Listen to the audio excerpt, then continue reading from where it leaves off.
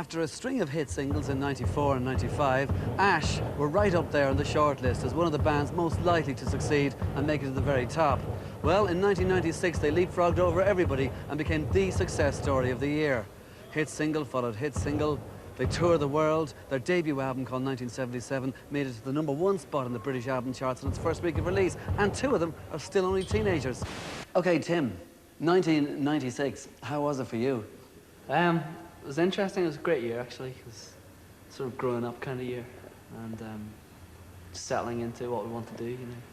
Yeah, but growing up on the road, I mean, it's not like the normal growing up for the person in the last year of their teens. Yeah, certainly not. It's like diving in at the deep end, you know, lots of responsibility, and I think, you know, it's really good, you know, just to have worked out, you know, what I'm at and what I want to be doing, and everything's, I think, pretty together now. Was it good, the fact that it was growing up pretty, like, big and pretty sort of quick in some ways, yeah. but did you have to sort of, in one way, start all over again this year in terms of the States? Yeah, well, that was, I guess, the thing that put everything back in perspective and allowed us to grow up this year, because we went out there, and after having all the success, you know, over here, and just helped us, you know, realize what it means to be successful and stuff, because, you know, we're having to start again over there. But like, you are successful, you always wanted to be successful, and you sort of knew it at a kind of early age that you were going to do it in some ways. But do you ever feel there's a real downside to success?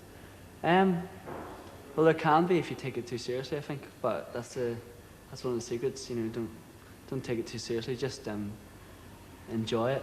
Do you think it's important, like, were you glad that people could see that it wasn't just like a kiddie band or something, which like people thought of at first, just guys having a laugh with guitars, just like 100 other bands like Northern Uproar and all these, that you had more in you, like with Goldfinger and Oh Yeah and stuff like that? Yeah. I don't know. It's always sort of like just sort of trying to prove yourself, really. Really, I don't give a shit what anyone else thinks, really, apart from, you know, whenever you sort of try, if you know yourself, you sort of, you know, whenever we finished the album, even if it hadn't have been successful, we were sort of like, we thought we did the best we could have done at the time, and I think we did. In some ways, it almost was our, you know, our second album, because we recorded a mini album of all the songs, you know, original songs. So we'd used up all our, you know, songs when we started out. So we had to, you know, put 1977 together from new. But I think, yeah, it's turned out well as a debut. Do you remember back to the Penny Farthing in Belfast, or does that just seem like so many years ago? Was it a bit like that again in America this year in some ways? Oh, there were bigger venues. Yeah. But, yeah, Penny Farthing was like dead good fun. That's where we sort of started that. That's when we started playing gigs and people started coming to see us. And what kind of music did you listen to when you were growing up? I mean, I know that maybe Tim would be Megadeth or Iron Maiden or something. Was that the same for you? Yeah, we were into the same stuff. We had our denim jackets and studs and all whenever we were in second year. Mark and Tim are the same age. Now, in your teens, 2 years is like 100 years difference, right? So, like, were they little brats to you in some ways when you met them first? You think I'm going to hang around with guys who were 2 classes below me? No, not really. It was like, I sort of knew who they were. I saw them playing in the dodgy heavy metal band that we're in. I thought the band was crap, but I thought, like, Vietnam. Sort of, you did notice like the talent of those two as well, even though the others were terrible, so it wasn't really a big deal. Okay, but what about the perception of the band outside? I mean, just 2 things. First of all, you have a producer who does the first album for you, and people say, oh, the guy who did the Oasis album did the Ash album, and people think, this guy does the album. It wasn't like that, was it? It was always 50-50. Yeah, certainly, you know, there's real collaboration. I think he's got a lot of respect for all the, you know, for us, even though we're young. He takes us very seriously, and we've got a lot of respect for him. So it was like having, you know, an extra member of a band, really. You know, we'd take his input, or, you know, tell him to get away, or, you know, the same with us, you know. He could tell us if we were doing something stupid. Do you think in some ways that when you started out, like at 16 or 17 years of age, in Ash, that if you thought about the glamorous lifestyle of rock and roll, how has it turned out? Because I mean, like you have been extremely and hugely successful. You've gone up very fast and always up. So the point is, like, you should be a good example of, hey, look how fantastic a dream come true can be. I mean, is it that fantastic? Yeah, definitely. I guess when we were that age, we didn't really think of, like, all the sort of, there are downsides, you know, but they're nothing really. I mean, like, well, you got some days where you're just, like, bombarded with interviews and whatever, and there's it can be kind of hard work, but it's all definitely worthwhile. Like when you're that age, you just think of like the band just turns up, they're on stage, and then they just live rock and roll lifestyle all the time. It's not quite like that, but it's pretty cool anyway. Well, I mean, judging by like some of the press about Ash, like they know how to live the rock and roll lifestyle pretty hard in some ways, especially with drink. Yeah, it's kind of strange, because I reckon even if we weren't doing this, we'd probably be doing as much, or probably it would be the weekends anyway, but I think it's sort of like every day's a weekend, really. It's like a night out at the pub and somewhere else every night. Well, does it come to a point where there's some time in the whole madness of it all that you have to sit down and say, I have to come to terms here with being a rock star. It's okay, I can handle this. Do you actually think about it at all, or does it just happen? No, it just seems to have happened, I think. I mean, it's like, actually with the whole sort of rock and roll lifestyle has, like, it did start off this year when we started touring. It was like really mad, like drinking all the time. But like, it seems to have wound down as we've been touring more. We've just become more well adjusted to it and like not drinking so much and just learn to actually relax after the gig instead of going mad. It was really confusing, you know, the whole fame thing around about this, you know, the time the album came out. You know, didn't quite know what to make of it because, well, we'd had left school the summer before and we'd just been touring non-stop for all the rest of, you know, for the next like year or something. So we'd never had any time to, you know, stop and take a breather and consider what it all was, and then all of a sudden we were like thrust right into the limelight with the album. So it was a bit confusing, but I wasn't quite sure where I was at, and we were working too hard, you know, just doing too much. But it sort of calmed down after that, and right now actually I'd love a schedule as crazy as that because Right, yeah. it is. I know. I do like getting an edge to things. I mean, like when you wanted it so badly at 12, when you got the band at 16, whatever. Yeah. I mean, has it turned out to be as good at 19?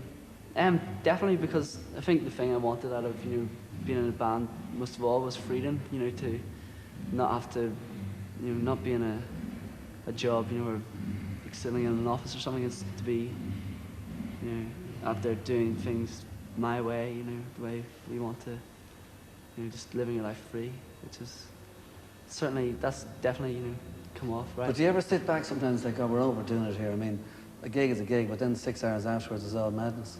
I don't know, that happens sometimes, but just as long as you're you're fit for a gig, you know, the next day, I think that's all that's important.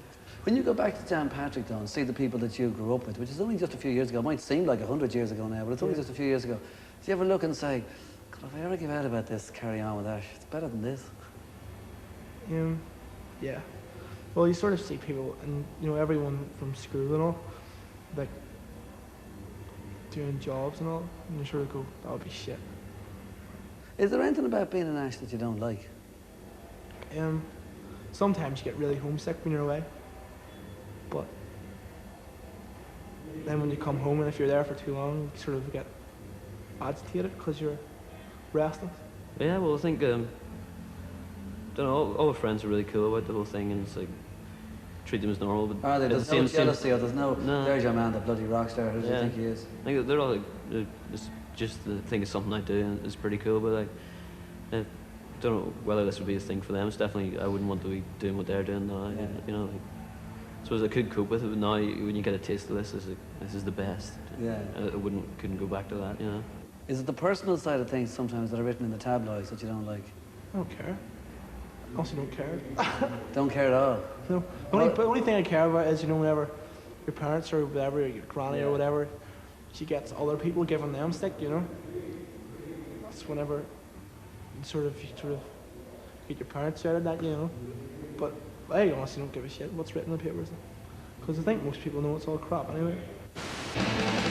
Sitting in a dreamy days by the water's edge, on a cool summer night, fireflies and stars in the sky, gentle glowing light from your cigarette. The breeze blowing softly on my face reminds me of something else, something that in my memories been misplaced. Suddenly all comes back, and as I look to the stars, I remember the time when you were gone from Mars. I don't know if you knew that. Always scared of playing cards in the winter and cigars, but she never told me your name. I still love you, the girl from Mars.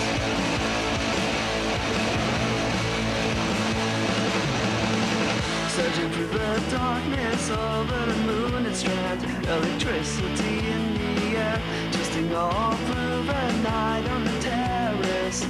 Now that summer is here, I know that you are almost in love with me. I can see it in your eyes, strange light shimmering over the sea tonight, and it almost blows my mind. And as I look to the stars, I remember the time when you were from Mars. I don't know if you knew that. Always simply playing cards, we bring German cigars. But she never told me her name. I still love you, the girl from Mars.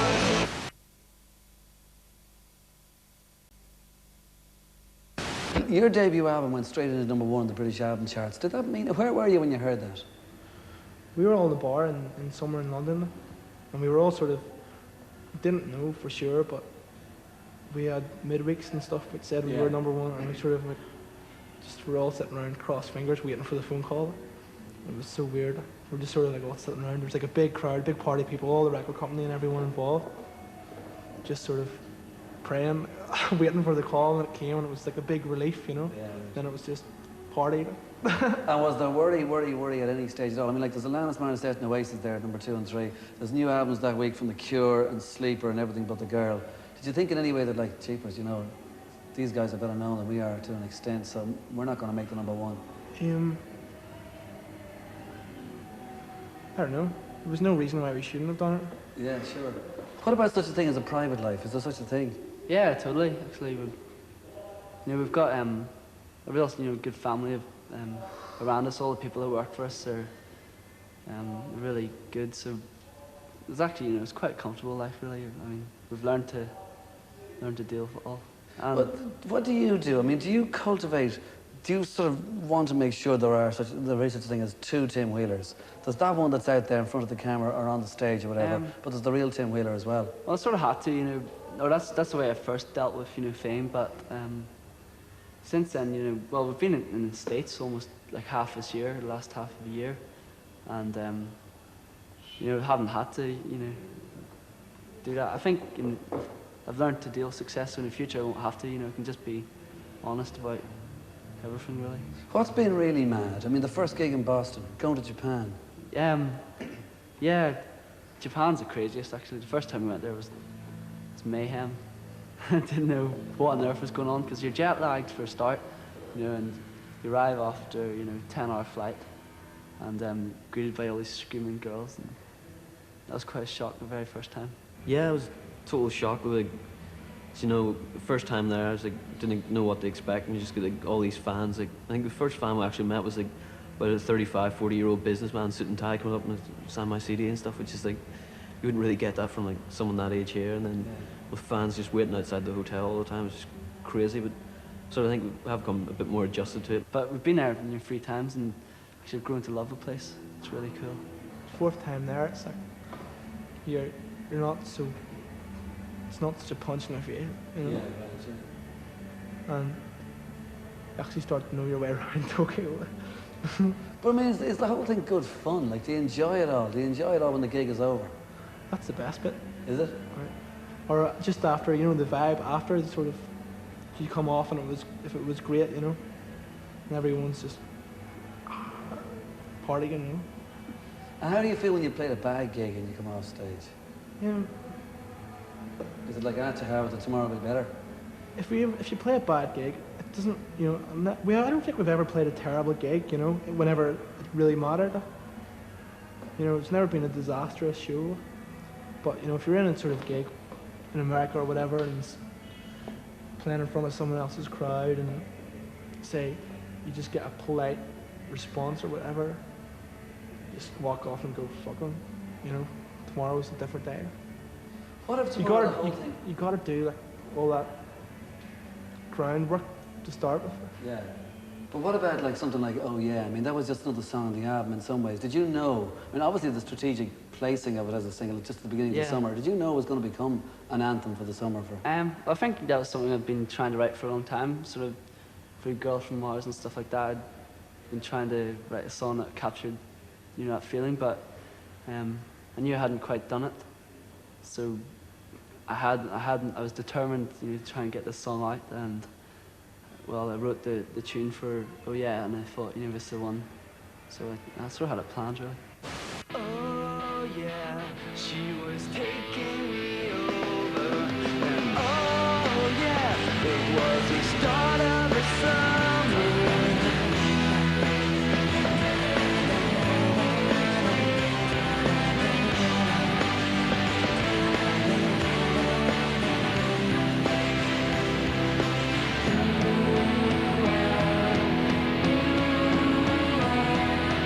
Warned you leave me, she would come to my house. Still in her school skirt and her summer blouse. Talking to homeless and night came on. It was the best time of my life.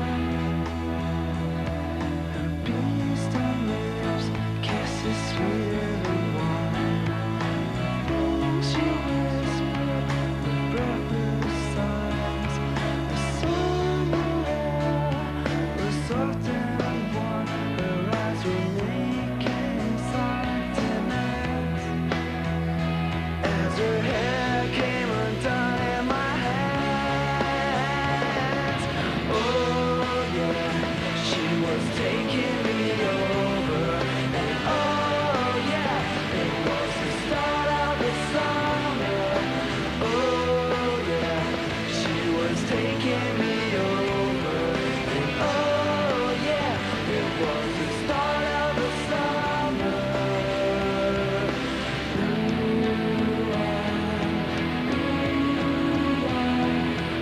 You had a chance to play with lots of different bands. I mean, from Metallica right back around to Oasis, all these tours, Def Leppard, etc. When you turned these things down, why?